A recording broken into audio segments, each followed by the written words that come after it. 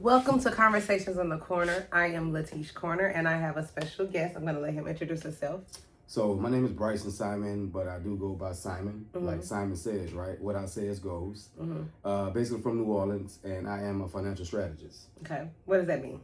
So it takes you and I to really come up with a pathway to really help you pay less in taxes, protect assets, and then grow income in retirement. So the strategy, take the root word, it is giving a direction and a path to make sure we get to the best design program possible for you to have more money for the future. Right. Now, somebody like me, what would you tell me to do to get started?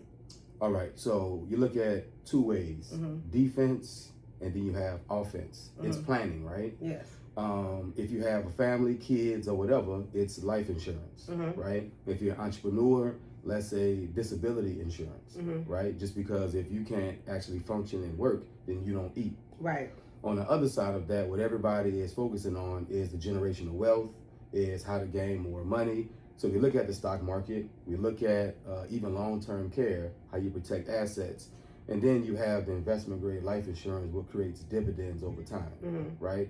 So it all depends on the money you have in your hand, what direction and path you're trying to go, and we just formulate that together. Okay, now are you an individual or do you work for a company? So I work for the Fitzpatrick Group, which is a firm. Two locations, one in San Felipe and Post Oak, all right, Galleria area, and then 249, right, Willowbrook area. And so the firm itself is about 30 to 40 advisors. We're under the umbrella of One America, which is the financial institution. How long have you been doing this? So I've been in the industry about 8 years. I've been with this firm almost 3. What is the top 3 things that you think you've learned, like that you would definitely keep in the last 8 years?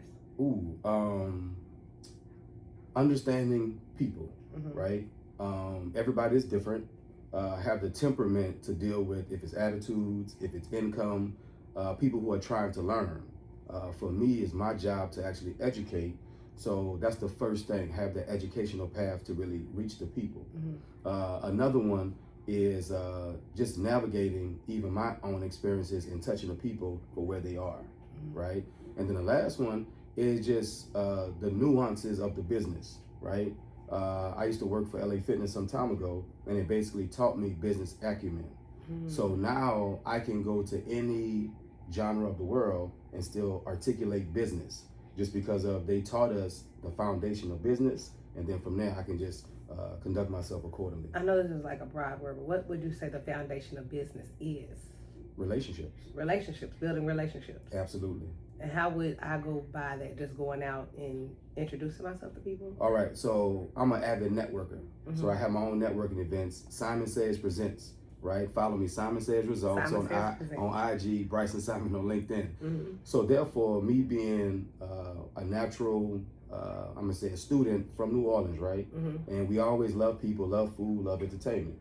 So going out to networking events, it's all about finding new persons to help them find solutions for their business, but also you tell them about yourself, little as possible. You want somebody to be more intrigued about you, right? And so now you're supposed to have your own script, have your own dialect, so that people can gravitate a little bit closer to you. So that's one thing that you can do, but also find your tribe. Yeah. Find people that you can associate with to kind of like, you know, if it's hanging out, if it's, you know, pick the brain or build businesses together. That's kind of what you want to do. That's some really good advice. Find your tribe. Absolutely. And do you think you've already found your tribe? No. So that's why I created my own table.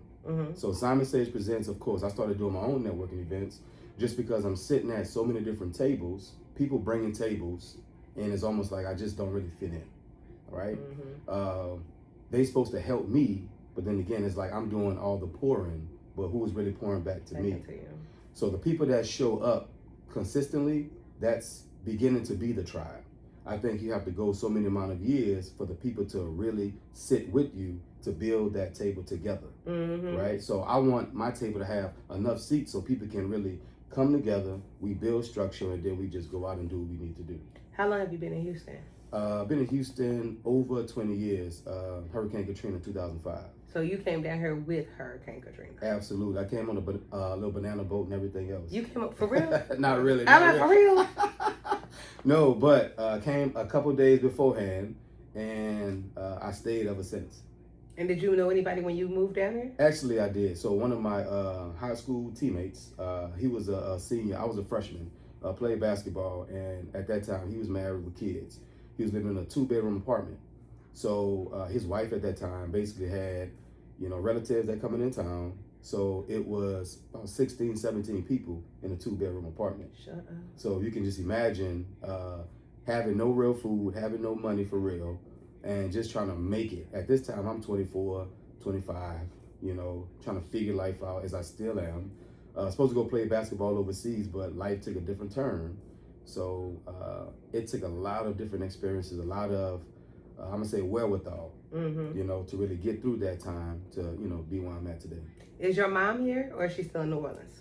Actually, she has moved. My father transitioned 4 years ago. Oh, I'm sorry to hear that. It's okay. So that's why the whole Simon, because he was Mr. Simon. And so me being, I guess, the heir to the throne, right? That's why I conduct myself as Simon. So she is actually in Missouri back and forth. Okay. Life goes on, so she found a companion. I don't know if you call that boyfriend at this point in time. Companion is good. But she found somebody, so she was back and forth. Now, were they married when he passed? Yes. Oh, wow. So that's, 40 something years? They were married 40 years? Yeah, absolutely. So close to it. Don't quote me, but 30 or 40 years. That's it's been a good long foundation time. to have. Absolutely. So a lot of that I get from my mom as far as a different topic for a different day on how a woman should conduct themselves. Just because I was raised with a mom who did a lot of different things, but she never let that run her to the point to where she didn't take care of her family. Right. Family was first, and then everything else is secondary. But she definitely took care of my dad, which is her husband. Right. So I understand what that really looked like, and what that is for many women to this day and time. And it's changed so much, though. Absolutely. Women don't. If you didn't have that to see, you don't know how to, do it. Absolutely. Nobody trained you how to take care of your husband. Absolutely. You don't, like, a lot of us grew up, we didn't have a mom who was married to a man. Right. Or we never got to see a woman take care of a man. Right. By the time I came along, my grandmother and grandfather were divorced, but they were best friends, right? So I never got to see her take care of him. I got to see her act as if she was his best friend. Okay. So I don't even think I know 100% Wow. what it is. I've been married twice, though. Okay. And I might have, I'm being all the way transparent. Okay. I might have been a decent wife. I was a great wife to my first husband. Okay. I was there. Okay, I'm lying. Because I was a kid. Okay. So I can't say I was decent. The second, I probably was, I feel bad now because it's all. The second one, I was probably, Jonathan, I'm sorry. I wasn't a great wife now that I'm just sitting here thinking about it because I did not put him first in anything. Okay. So like you regress from the first. I don't regret it. Oh yeah, I did I don't regret it though. No, not regret. Just the regress part. Yeah, you was here and then went back. I went backwards. Okay. Because yeah. Okay. I'm not even gonna try to give you an excuse. I don't think. I don't think I realized that I was supposed to be the nurturing wife. I thought I don't know what I thought. So even with that, I can just say, to kind of sum that up, you felt like you didn't have a responsibility? Oh, I didn't. He was definitely not my responsibility. Oh, wow. Okay. And that's what, and so now that we have had this conversation, I realize, ooh. Yeah. Right? Like, ooh, maybe I've been wrong. Yeah. For a long time. Because I always go into relationships. I think I just figured out my problem. I always revelation. Now come on, let's snaps. No, I think I always go into relationships as the boss. I'm the boss, and that's it, right? Okay. When I think I'm supposed to be number two. Absolutely. And I think that just. And so even of course your podcast, but I can please redirect this. So now when you look at today's time. Yeah. And you even said it, how it has changed. Yes. The times have changed. Yes. But at the end of the day, the women now of days, what you think has been that shift to where it has not been what it's supposed to be? I'm gonna tell you why. Go ahead. Because we have a lot of women like my mother, like me, raising us. Okay. The woman, we don't need a man for nothing. Okay. We don't have to listen to you. Okay. We don't have to do that. And I think that has really hurt us. I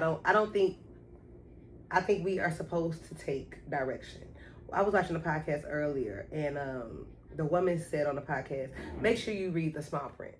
Read the small print. Absolutely. I know 99% of my problems are because I did not read the small print. I still don't read the small print. You could probably give me some today, and I probably still would not read the small print. Wow. I think that's where women, I think that's our problem. We don't read the small print, which men, y'all real read the small print. Absolutely. And I think that's the problem. I'm a button pusher. What I mean, like if something doesn't work, I just keep pushing buttons until something works. Until something works. Until something works. And even with that, that could be a problem. Destroying. Yeah. Right. Negative. Yes. Right. And then too, to that point, I look at how a lot of women, especially in Houston, are making a substantial amount of money. Yes. Right. And that becomes more of the factor that controls and drives them on. You can't tell me nothing. You can't tell me nothing. Right. I have more money than you. Right. So belittle or look elsewhere, or somebody have to have a certain amount of money to really control just the narrative. And you're absolutely right, because how can you lead me? And I've been saying that a lot lately. How can you lead me if I don't even like the direction you're going? Right. And I think that's the problem. But I think a lot of women, I don't think where we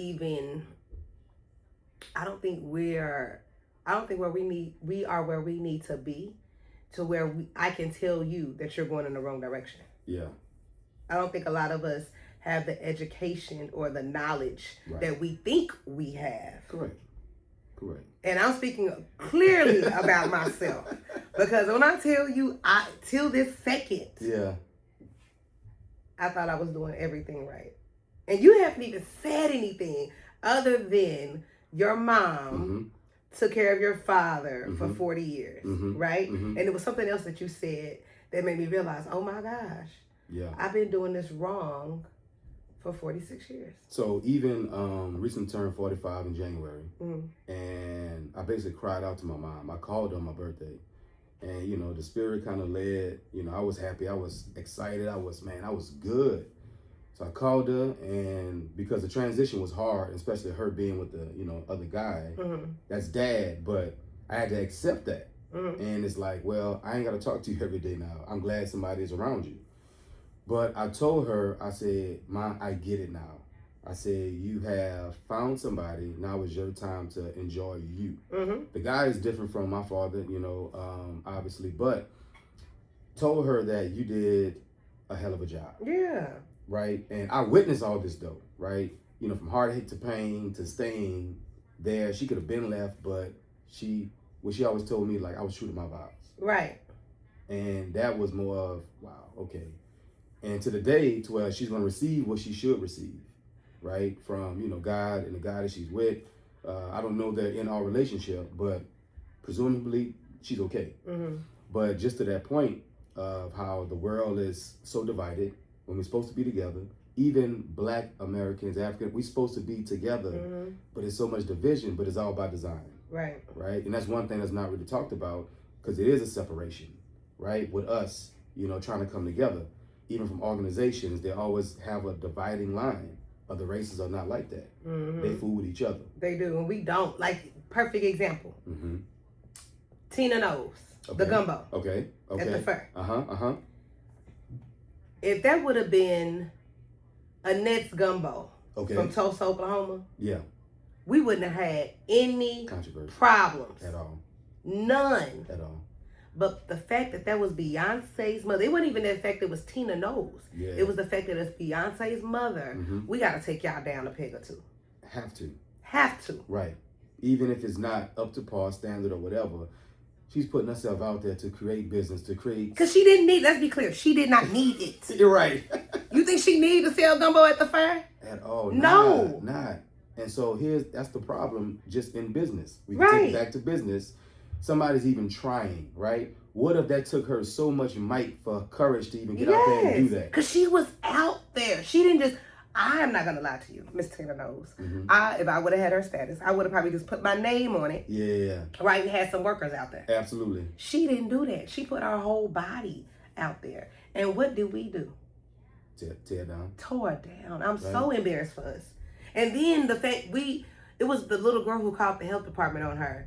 She went live again or something. Of course, I didn't even watch it. Right. But she wanted to reiterate her point. Oh, it really did. Girl, that McDonald's you ate earlier made you sick.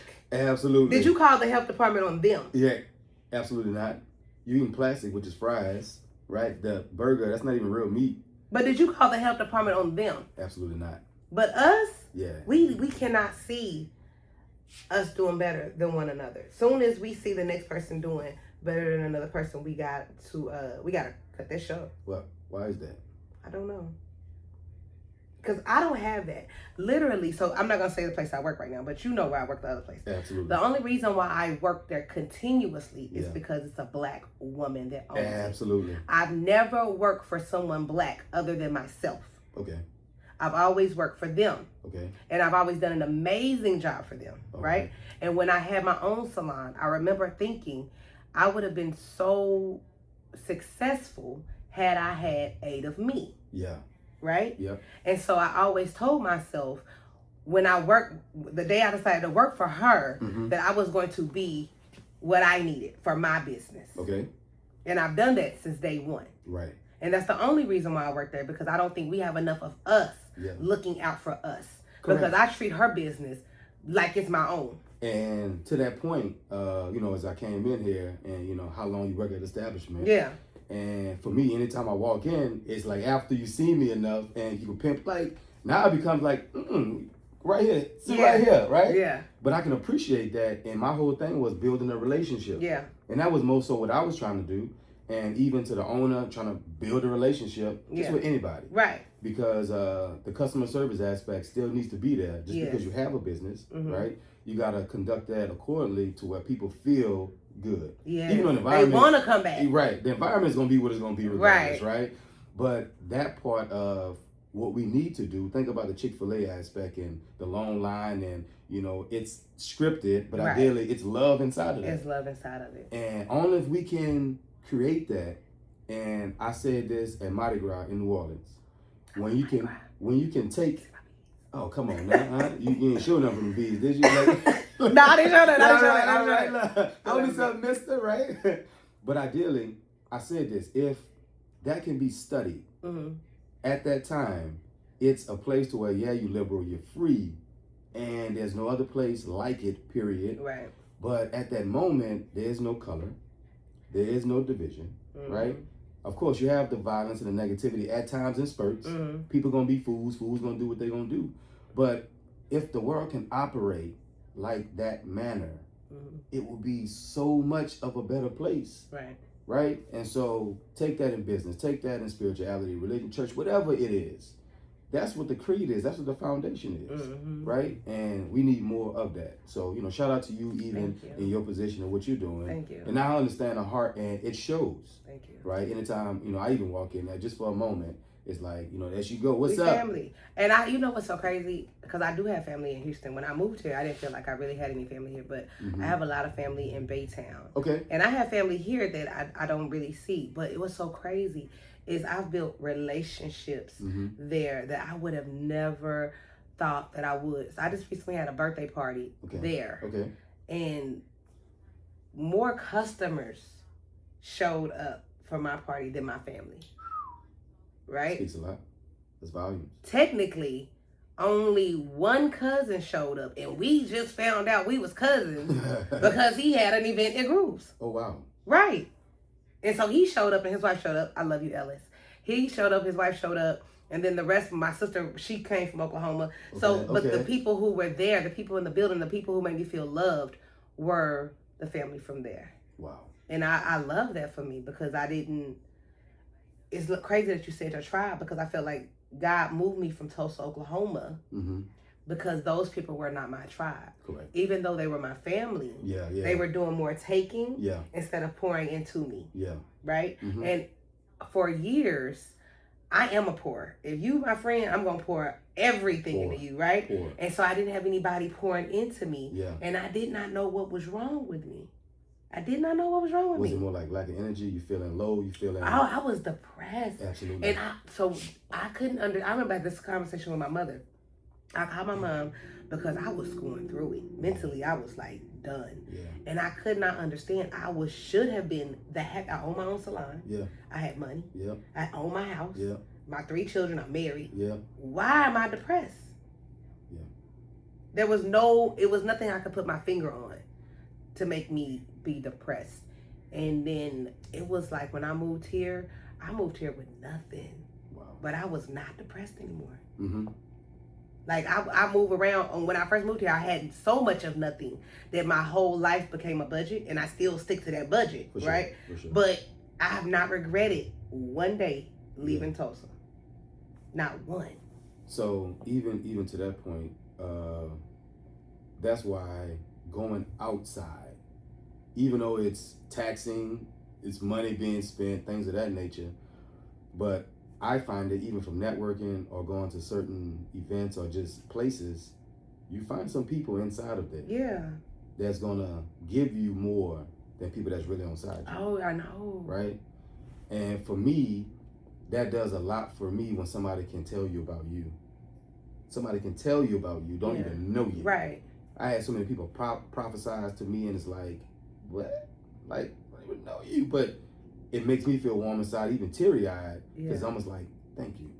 Like, I needed that. Right. Just to tell me, go be great, Simon, or whatever the case may be. I know you're going through the breakthroughs, whatever. Whatever. Because you can always tell somebody, but that make you feel good when somebody give that back to you. I'm going to tell you one of the best feelings I've ever had in my life, and I love this. This is going to sound crazy. It's better than any money I've ever received. Mm-hmm. I was on the floor working. Okay. Downtown. And this old woman, I love when old black women, you know, old black women don't just give that compliment. Right. Old black women come to me, baby, you running this flow. Listen, Linda, if you don't say nothing else to me, right. Thank you, Mama. Yeah. Because that means I've done my job. I've done my job so good that Yeah. you noticed. That you noticed. And you had to come over here and tell me you couldn't leave this building without me knowing that you noticed me. And I love that for me. And you're not even doing it for that person. You want it though. Right. But by you diligently doing your job. I'm just doing my job. And you notice. And you notice. Thank you. Because you giving them strength. Yeah. But at the same time, they giving you something. So that's happened to me like 3 times. And I'm talking about older ladies, like when they barely was walking. Okay. But you walked to me, Absolutely. right? That almost broke me down all 3 times because, we don't just be giving out compliments. At all. I know, I don't really give them all. And so for Gertrude to walk up to me, because she wanted to give me, because I was moving so fast, Absolutely. You working. And so oh my God, I just love that more. And I feel like that's why God has me there. Absolutely. Not for the paycheck, because I have to tell the staff all the time, it's not for the paycheck. Yeah. You're not doing it for the paycheck. Yeah. I work for God. I'm a soldier for God. Absolutely. And he has me here for a reason. And until he tell me to go, I'll be here because I work for God. Absolutely. And he continues to bless me like incredible. Nah, I love that for you as well. So I'm excited about all because every time I talk to you, you're trying to put me on financially. So let's bring it back to this financial. Let's do it. So what should I be doing? I'm a single mother, 3 children, my last one. Come on. It's getting ready to be 18. 18. So that means I did not, by you, I'm going to speak for a lot. I can't speak for all black women, but I'm going to speak for me. All right. By me having 3 children, raising them by myself, I was not able to put a lot in savings. Okay. Right? So now that I'm 46 and I'm going to retire at 66, probably even 86. Okay. I got 20 years to catch up. Okay. What advice would you give me? All right. So I like to look at the 20%, right? You say you live off a budget, right? And you stick to that, even if you didn't have or you had or where you are now, living off the 80, right? The 20% is basically a baseline to say, if I can take this 20% and do something with it, then that's the opportunity for us to have a conversation and say, hey, look, we have these vehicles available. What do you think about growing extra money conservatively? So you're looking at not trying to put yourself at risk, because now your tolerance is almost, you got to be conservative. You're not in a position just to lose now. Right. You're in a position to gain, right? So there's different ways that it can be done, and that's what we do as a firm. Tax-free, tax-exempt financial planning. So therefore, the one thing that people don't really pay attention to is the taxation, right? The more money you make, the more taxes you pay, right? So even if you make a lot of money, if you don't know how to protect it, if you don't know how to invest it properly, and if you don't know how to grow it conservatively over the time, then you just have a lot of money. But one thing that will stand the test of time, if you get sick or whatever else, then possibly you may have to withdraw a lot of that money that you saved up. Right. So we want to make sure we have defense and also grow money at the same time, right? And kind of talking at a high level view, but the conversations are individualized, right? So you look at stock market, you look at even investment grade, if it's life insurance, if you're looking at high yield savings account, there's so many different ways that you can, skin a cat, right? But for you, it's just taking the 20%. Looking at your budget, what goes out, what can you save on a monthly basis, and if that 20% is like an arbitrary number, and if you can do more, let's do more, right? So I would say start with that 20% to see what you can do with that, and then start to invest that the best way possible. My son, shout out to Lau, he stays on me. He's probably the only man on this earth that I listen to. Right. Because he's brilliant. Okay. But I listen to him and he stays on me about the investing and savings and all that stuff. Because I know what it is. He don't want to take care of me. So I mean, at the end of the day, like, nobody want to really take care of the parents. Like, it's my time to live now. Mama. No, you got to take care of me. You got to take care of me. No. The money you made should have been taken care of you. He is my savings account. I tell him that all the time. You are my investment, honey. That $600 PC that you gave me back, that was an investment. That's an investment. It is. It definitely can make money for you, right? I invested in you. Yeah. You are my return. When you decide, because we had a conversation, I remember he didn't want to read. Okay. And I remember I took him to the homeless shelter about 6, 7 years old. And I said, listen, you are my investment. Absolutely. So if you don't want to read, that means you're not going to be able to take care of me. Correct. So let me drop you off at this homeless shelter now, so I can invest my money somewhere else. Right. And when you said you didn't want to stay, that was agreeing. To you taking care of me. Absolutely. So that's my investment plan. I just hope he stay healthy. Oh man. So we ain't gotta take care of each other. Right. Knock on wood. Yeah. So are you a single child or do you have more than one? So I have 2 older brothers. Okay, good. Yeah, so roughly, it's just 3. Yeah, so roughly 57 and 59. Okay. Yeah, so I'm the youngest, so I'm 45. You the baby. Youngest. We're going to say youngest, right? We're going to say the youngest. But I grew up with them, right? So, 2-bedroom household, and we just in a room, and life experiences came through watching them. What is that? What you doing? Like, how you do that? Like, who is that? How she get, like, what is, like, all the questions, all the things, right? And so even today, to this day, we still close, right? Things happen, but ideally, that's what I used to look up to, growing up. Do you still look up to them? Not necessarily look up, right? Because I'm going to say the playing field has leveled off, right? Even though they are my older brothers, I consider myself more of just the level head, because seeing the bigger picture, right? But I still get bits and pieces from them. But it's a respect factor that we have. And you were able to learn from their mistakes. Absolutely. That's why I try to tell my youngest all the time. He thinks I'm nagging him, or I'm trying to give you, I call it the cheat code. Okay. Because there was so many things I felt like my mom and my auntie did not tell me that they could have just told me. Yeah. Y'all talking to me about random stuff didn't need to know. Right. And so I try to talk to him about even stuff as I learned today. Yeah. As soon as I learn something, I call him. Okay. And he gets so mad at me, but I think it's because you got to see from their mistakes. Absolutely. I think my son is doing better than me, my 21-year-old, because 22-year-old now, because he's learned from my mistakes. Okay. And even though he throws my mistakes in my face, I don't mind at all. He throws my mistakes in my face. I'm glad that he's listening and watching me. Okay. And taking a different way. That's how it's supposed to go. Yeah. Even I was the only one who went to private school, elementary, middle school, high school. Mm-hmm. They went to public school. And, me and my best friend, we talk about that, the fact to where my parents put me in the better schools, it may seem like think I'm better or sound smarter, more educated. I even went to college, played basketball on a scholarship, stuff like that. But if I come back a certain way, it's because I gained the information that you didn't have. And that's another thing with, us blacks, families, however, or you think you too much, or you think just you because... better. It's not really. I'm really giving this information back to you so that you can do something with it. Yeah, but they don't always, like, let me tell you something. I don't feed into the people because sometimes they just don't want to accept it. Like, I'm going to go ahead and say I had a cousin back when I lived in Oklahoma, and I was in my salon. Okay. My salon. Your salon. I'm doing her hair for free because my grandmother just passed. Okay. And I knew my grandma would not want her to come to her funeral looking like that. Yeah. I'm doing her hair for free. Did I say for free? You did say that. While I'm in my salon and she is sitting in my chair, she decides, I'm going to say rag. Okay. Rag on me. Okay. Talk down to me. Because I've been engaged 6 times. 6 diamonds though. Right? And so I wasn't offended by that because I said, sweetie, you have 6 babies. I got 6 diamonds. You got 6 babies. We are not the same. We're not the same. Somebody wanted to make me their wife. Absolutely. 6 times. Yeah. You were a cum bucket 6 times. Wow. I know that was rough. But we are not the same. It's truthful. So when people try to tear you down or make you feel less than, we have to make sure we are the person that's doing it. Yeah. We have to see where they are at as a person. Yeah.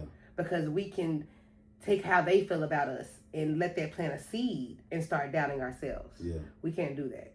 Because people will talk about you, oh, your tie don't do this and your shoes. And then now that plants a seed when they really are just hating. Yeah, facts.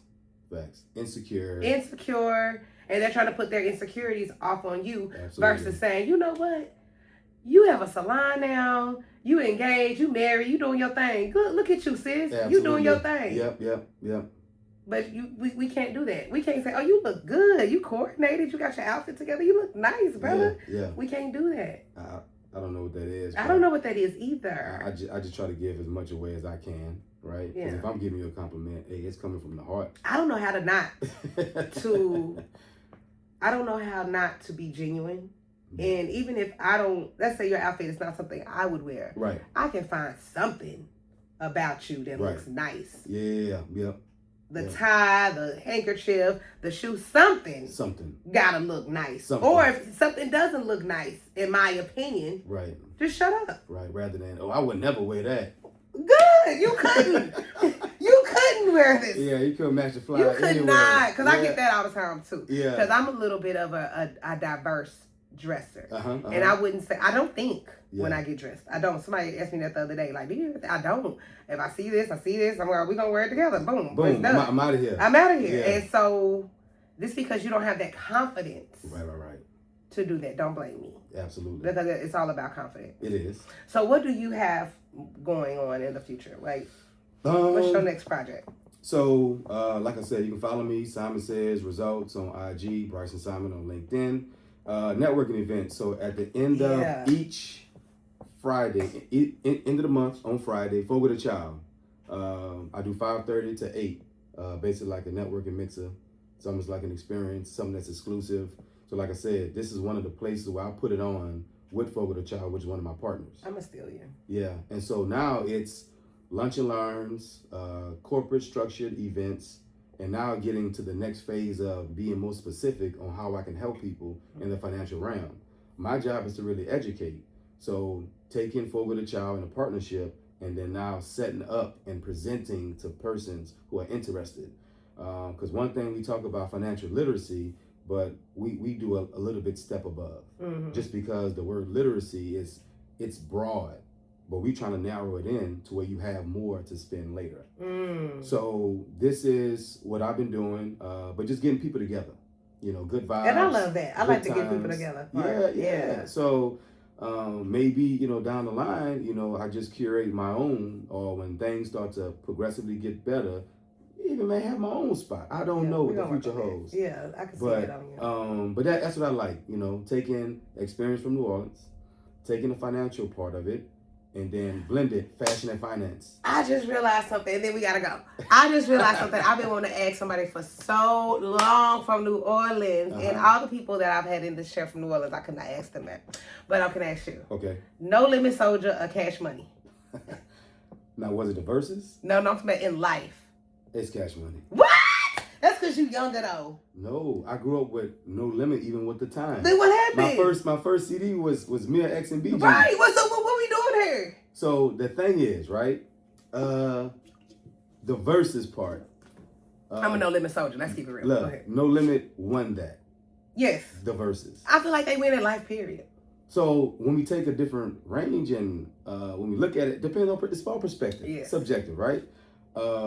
No Limit had a different way. Cash Money just had more of, I don't know, 99, 2000, graduated 99. So it's like I grew up with them. I don't feel like, because we're only a year apart. I'm 46, you're 45. Right. I don't feel like we grew up with Cash Money. I feel like we grew up with No Limit. No Limit set that foundation that it was like, can't nobody mess with us. And then Cash Money just came through with the party. So it's all how you see it. I see, because No Limit made me the woman that I am today. Like, I'm not even going to lie to you. The confidence that, I think Master P was the first person that said Oklahoma in a rap song. And I was just like, oh, we out here, we outside. Yeah. So I'm going to be No Limit all day long. I do. Manny Fresh is my husband. Yeah. I love you, Manny.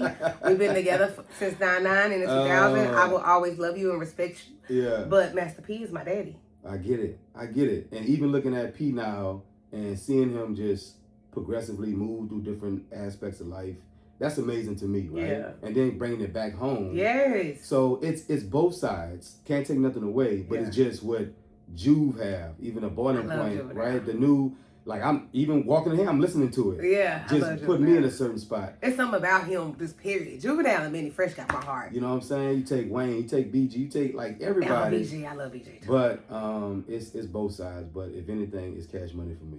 You know what? I'm gonna give me a shirt to say No Limit No Limit Soldier versus Cash Money. But I'm a No Limit fan, Master P. Hopefully you'll come on here soon one day. Absolutely. I'll take it. Absolutely. All right, Simon, thank you for coming all the way out here. I know it was a little hike. I appreciate you, and I cannot wait to see. We're gonna do some other stuff. I can't wait to link up with you, because I know some people who need some financial help. Absolutely. Including myself. Absolutely. All right, signing off. Thank you guys. Have a good day.